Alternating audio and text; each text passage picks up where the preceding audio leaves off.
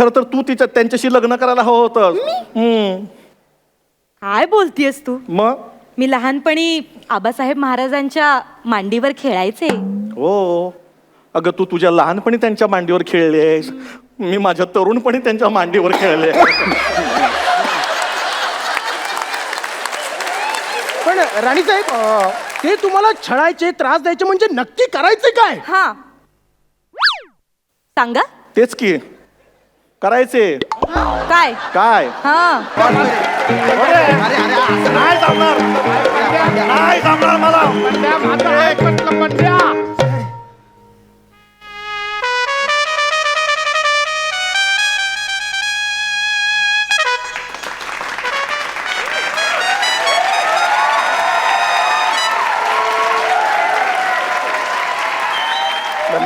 बंड्या काय करतोस? बंड्या काय करतो? बस नाही जमणार मला. अरे नाही जमणार. दारू कसली पितोयस? लोकांनी बघितलं तर काय म्हणतील? मावशी दारू पिते. हा. अरे सोड बंड्या सोड. सोड. अजून थोडा वेळ. थोडा वेळ. अरे अजून 1 तास जरी या साडीत फिरलो ना मी, तर इतका वर्ष मी तुमच्यासारखा पुरुष होतो हे माझ्या आठवणीत राहणार नाहीये. अरे धर जरा. काय शोधतोय? शेंगदाणे खिशात राहिले. बंड्या मी तुझ्या पाया पडतो. माझं लग्न उषा बरोबर आणि याचं लग्न निशा बरोबर जमवून दे एकदा. हा बस एवढी परवानगी, लेखी परवानगी त्या टोरण्यांकडनं मिळवून दे. आम्ही लगेच स्वतःच्या हाताने तुझं वस्त्र. अरे तुम्ही कसले वस्त्रहरण करताय? माझं मीच वस्त्रहरण करणार आहे. अरे अजून ह्या वेशात वावरणं म्हणजे माझ्या सर्वस्वाचा सत्यानाश करून घेण्यासारखं आहे. आता हे मला आवडायला लागलंय. बंड्या. आवरायला हवं सगळं रे. कंटाळा आलाय. बस बस. तुम्हाला माहित नाही त्या विजयाबाई आल्यात ना, त्यांच्यावरची ती मुलगी आली छान सुंदर, ती कोण आहे माहिती आहे? कोण? अरे मी तुम्हाला सांगितलं होतं ना. अरे नागपूरहून येताना ट्रेन मधून विदाऊट तिकीट आलो तेव्हा ती मला जी भेटली ना, मग आमचं प्रेम जुळलं सगळं. मग तीच ती ही संध्या आहे रे. ती संध्या. हा, ती संध्या आहे. ती नागपूरला तुला ती- भेटलेली. ती तुझी प्रेयसी. हा ती. अरे मग तिने तुला ह्या वेशात ओळखलं? अरे ती माझी संध्या रे. हुशार आहे. तुमच्या उषा निशासारखी गाढव नाहीये, कळलं का? बंड्या डोकं नको फिरवू ना यार. यायला मी डोकं फिरवतोय. चला सोडू सोडू. नाही. अरे आमच्या लग्नाचे 12 वाजतील रे. गप्पा रे. अरे तुमच्या लग्नाचे 12 वाजू नये म्हणून काय माझ्या लग्नाचे मी 3-13 करू काय? राणी साहेब. आला रे आला. टोणग्या आला. ह्याला आवरा रे. जाम डोक्यात जातोय. आला की अंग चटलंच येतो रे. म्हातार चालू करतो. इकडे इकडे तू पटकन डोकं चेप, तू पोट चेप. आला की सांग आय एम नॉट विलिंग फो. नाही coming soon early in the morning. नाही रे. When incoming free. कशाला आमच्या समोर कशाला इंग्रजी बोलतो? I am not feeling well. हेच मराठीत त्याला सांग. मग इंग्लिश कशाला? राणी साहेब. राणी साहेब. अचानक काय झालं राणी साहेबांना? एकाएकी त्यांचं डोकंच दुखायला लागलं. ओटी पोटात घटी घटी. ओटी पोटात काळ उठली. अरे त्यांच्या उठली आहे ना. मग तू का कणतोयस?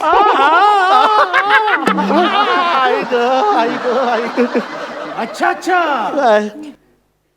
आता मला कळलंय. राणी साहेब, जेव्हा तुम्ही जेवता जेवता जेवणाच्या टेबलवरून उठलात तेव्हाच मी ओळखलंय. त्याने ओळखलं. आता सोडू साडी. गंडार ना असं कसं ओळखतो? काय जरा मागची पट्टी दिसते का बघ रे. पुढे पट्टी नसते. अच्छा निर्या. मग तुम्हीच ओळख काय ते. मी ओळखलंय की तुमच्या ओटी पोटात दुखत असणार. उषा निशा लवकर बाहेर या. काय झालं काका? काय झालं काका? काय झालं काका? अरे काही नाही. राणी साहेबांच्या अचानक पोटात आणि डोक्यात दुखायला लागले. अय्या आई आई ग. काय सॉलिड कोरस आहे. मजा आहे बाबा तुमची. हे काय होतंय? काय होतंय? आत्ताच सांगितलं ना डोकं दुखतंय म्हणून. मिनिटाला आजार बदलतात का? पोटात उठले. कळले. जरा बाजूला होता का? काय म्हणता वहिनी? वहिनी तुम्ही आता वहिनी म्हणालात? मी हो नाही. उषा म्हटलं मी. मग मी वहिनी कसं ऐकलं? तुमचा प्रॉब्लेम आहे. पडदे बदला. हा कानाचे. राणी साहेब मी की नाही तुमचं डोकं चेपते ये ग बाई खूप दुखते ये बाई ये आणि मी ना मस्तपैकी तुमचं पोट चढून देते. अरे माझे सगळे अवयव बदलले की काय? करेक्ट आहे हिचं, बरोबर आहे. जरा वरती. इथे का? अगं बेंबीच्या वर जरा. इथे कळलं मी गाडव का म्हंटल ते हे असं आहे. बरं वाटतं ग, मस्त वाटतं. बरं वाटतंय मावशीला, बरं वाटतंय. सोडा. अरे काय सोडा, बरं वाटतंय. दहा बरं वाटतंय. आई गं, मावशी, किती छान वाटतंय. बरं वाटतंय मावशी गं बाई, तुला. तू पण नाप गं, बरं वाटतंय. संध्या. ए सोडा ग, सोडा सोडा. आता खूप बरं वाटायला लागलं मला. आता मी छान नाचू शकते, गाऊ शकते. आंबा पिकितो, रसगळीतो, कोकणचा. आई ग, आंबा फुटला. काय झालं? काय झालं? काय झालं मामी महाराजांना? काय झालं? त्यांच्या अचानक पोटात आणि डोक्यात दुखायला लागले. अगं बाई हो का? द्या मी पोट तपासते. हे ग विजय, कसलं काय? माझं पोट वेडेस का? माझ्या पोटाचं दुखणं खूप वेगळं असं का? आहे. मोठमोठ्या डॉक्टरांना नाही कळलं तर तुला काय कळणार आहे? बर आमच्या गावात शिबी घातली. नाही. आमच्या गावात एक नामांकित लेडी डॉक्टर आहे. असू दे. त्यांना बोलूया का आपण? नाही, मी त्यांच्याकडे जातो म्हणून विचारलं. अगं बाई, तुम्ही लेडी डॉक्टरकडे जाता? हा टोणगा आहे का टोणगी आहे? आणि बरं का, लेडी डॉक्टरांना पुरुषांचे रोग जेवढे जास्त समजतात ना, तेवढे बायकांचे रोग अजिबात समजत नाही. हो. परवाच मी लंडनला, जास्त होत आहे. मुंबई, परवाच मी मुंबईला गेले होते. तिथल्या एका मोठ्या लेडी डॉक्टरला माझं पोट दाखवलं. हा मग? माझं पोट बघून काय म्हणाले माहितीये? काय म्हणाली? की म्हणे तुम्हाला बाळंत रोग आहे. इश्श! अगं मला तुम्ही का लाजताय? पण लग्नानंतर तुम्हाला दिवस गेले असं तुम्हीच म्हणाला होतात हो. दुपारी. त्याचं काय झालं? हा? अगं त्याचं काय होणार? आता गेलेले दिवस काय परत येत आहेत? गेले तर गेले. दुपारीच. पण हे असलं कसलं हो मामी महाराज पोटाचं दुखणं? कसलं दुखणं बोलते विजय? अगं काय विजय, अगं गेल्या महिन्यात मी लंडनला, मुंबईला ग. गप ना, मला लंडनला जायचं. तुला काय प्रॉब्लेम आहे? तर मागच्याच महिन्यात मी लंडनला गेले होते. त्याहूनही मोठ्या डॉक्टरींकडे गेले होते. अगं बाई, तिने मला पाहिलं आल्यालाच म्हणाली, वेलकम मिस्टर मावशी. मिस मावशी. आल्याला म्हणे, what happen? I telling her की लुक आफ्टर देन आफ्टर. मग ती मला म्हणाली, युअर स्टमक इज फुल. मराठीत बोल. तुम्हाला फुल्ल मुलं होऊ शकतात. वा वा वा वा वा. म्हणजे कांदा संस्थानाला युवराज होण्याची संभावना आहे. तर चला. चला लगेच. काय राज्याभिषेक आहे? अहो पण तोंडगे, हे सगळं मामी महाराजांनी पुन्हा लग्न केलं तर? अर्थातच. त्याशिवाय युवराज कसे जन्माला येणार? पण आता पुन्हा लग्न करण्याचं वय आहे का त्यांचं? तोंडगे ए विजय, तू काय समजतेस काय मला? हा, मी काय म्हातारी वाटली की काय? उगाच माझ्या फिगरवर जाऊ नको. अजूनही मला संधी मिळाली तर मी अजूनही मला मुलं होऊ शकतात. आणि राणी साहेब, त्यासाठी लागेल ती सगळी मदत करायला मी तयार आहे. हो ना, शेवटी हे गेल्यावर ह्यांच्या तोंडात तुळशीचं पत्र द्यायला कोणीतरी हवंच ना. सिंगम घाबरला. मामी महाराज, हा, आबासाहेब महाराजांची पुत्र होण्याची किती इच्छा होती माहितीये? खूप भयंकर. कोणी आबासाहेब महाराज? इश्श! हा. मामी महाराज तुम्ही थट्टा करताय हा? नाही. आबासाहेब महाराजांचे इतक्यात नाव सुद्धा विसरला? कोण आबासाहेब महाराज? अगं आबासाहेब महाराज म्हणजे मामी महाराजांचे यजमान. हो हो हो. राणी साहेब, तुम्ही तुमच्या यजमानांचं नाव विसरलात. उद्या माझं पण विसराल. जाम डोक्यात जातो. नॉन सेन्स ब्लडी फोल. नाव काढू नका त्यांचं. त्यांचं नाव काढलं की तळपायची आग मस्तकात जाते. जागा चुकते. आता सगळे असंच होणार आहे. आणि विजय, 6 महिनेच फक्त त्यांच्यावर संसार केला मी. बर. पण त्या 6 महिन्यात त्यांनी मला इतकं छळलं की त्यांचं नाव जरी काढलं तरी डोकं फिरतं. पुन्हा जागा चुकली. आता खरंच डोकं फिरायला लागलंय. खरंच इतका छळ केला का आबासाहेब मग? महाराजांनी? तुला काय खरं तर तू त्यांच्याशी लग्न करायला हवं होतं. काय बोलतीयस तू? मग मी लहानपणी आबासाहेब महाराजांच्या मांडीवर खेळायचे. हो अगं तू तुझ्या लहानपणी त्यांच्या मांडीवर खेळलेस, मी माझ्या तरुणपणी त्यांच्या मांडीवर खेळले. पण राणीसाहेब ते तुम्हाला छळायचे, त्रास द्यायचे म्हणजे नक्की करायचे काय? हा सांगा तेच की करायचे. काय? काय हा काय करायचे? सांगा. काय करायचे? सांग ना तर तू पण बोल की मध्ये मध्ये. हा बोल. सांग. तू सांग.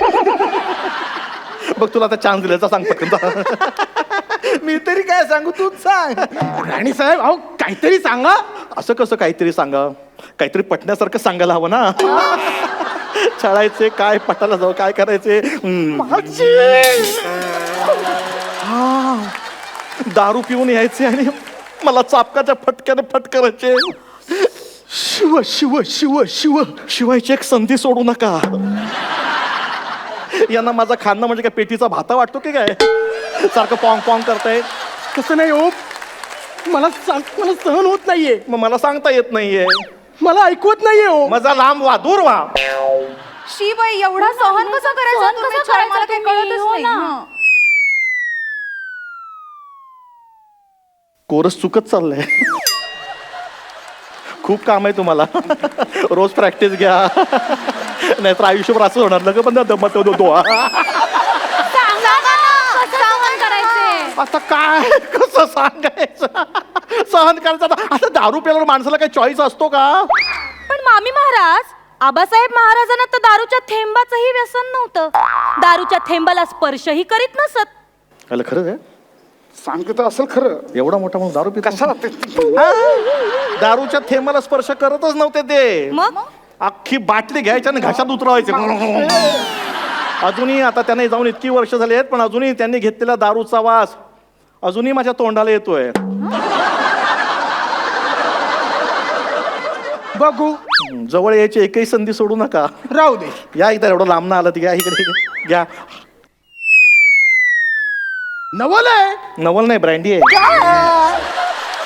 नाही नाही, नवल आहे की त्यांनी इतक्या वर्षापूर्वी घेतलेला दारूचा वास अजूनही तुमच्या तोंडाला येतो, हे नवल आहे. हो, आमच्या राजवाड्यात दारूची फॅक्टरी होती. काय सांगताय? आताची हातभट्टी. बरं राणीसाहेब, अजून काय काय शौक होते महाराजांना? मेला अजून तर प्रश्नच विचारत चाललाय. सांग ना आता काय शौक होते ते. तू सांग आता. मी हा सांग. मेला हसण्यातच वेळ घालवतो. तू सांग पटकन. तुला हौस आहे, तूच सांग. हा, आम्हाला पण काहीतरी कळू दे. आधी आम्हाला तर कळू दे. अरे आपला पण कोरस मस्त चाललाय. अरे आपण कोरसच्या काय भेंड्या खेळतोय? राणीसाहेब सांगताय ना? अरे मला वाटलं विसरला असेल. मग आता गाण्या व्यतिरिक्त म्हणजे दारू. हा गाणं. दारू प्यायली की त्यांना नाचायला गायला आवडायचं. म्हणजे मला सांगायचे दारू प्यायली की मला चला नाचा गा. खूप फेकतोय. मजा येते, मजा येते असं म्हणायचं ते मला. आणि मी जर नाही म्हटलं की मग बसलेच माझ्या पाठीवर चापकाचे फटके. आता इथे पुरुष मंडळी आहेत म्हणून, नाही तर तुम्हाला माझी पाठीचं धिरडं दाखवलं असतं. बघू धिरड. बघा धिरडं बघतोय. धिरडं आपल्या बापाचं काय जाते. राणी साहेब, आम्हाला कल्पना नव्हती तुम्हाला गाता येतं. मलाही कल्पना नव्हती. तुम्हाला नाचता येतं, हो. गाता येतं, नाचता येतं, गाता नाचता येतं. वा भैया मोरू बँड पथक. मजा आहे. अगं नाचता गाता येतं म्हणून काय विचारता? मी स्वतः ऐकलंय त्यांचं गाणं आणि नाचणं पाहिलंय सुद्धा. अय्या, ए अगं विजय काय फेकतेस, काय बोलतेस? पाहिलंय मी. ओ राणी साहेब, आता मग एक गाणं झालंच पाहिजे. हो चला. चला काय चला. हे बघा काही गाणं नाही नाही नाही नाही, काय गाणं नाही, त्याच्याबरोबर नाचही झाला पाहिजे.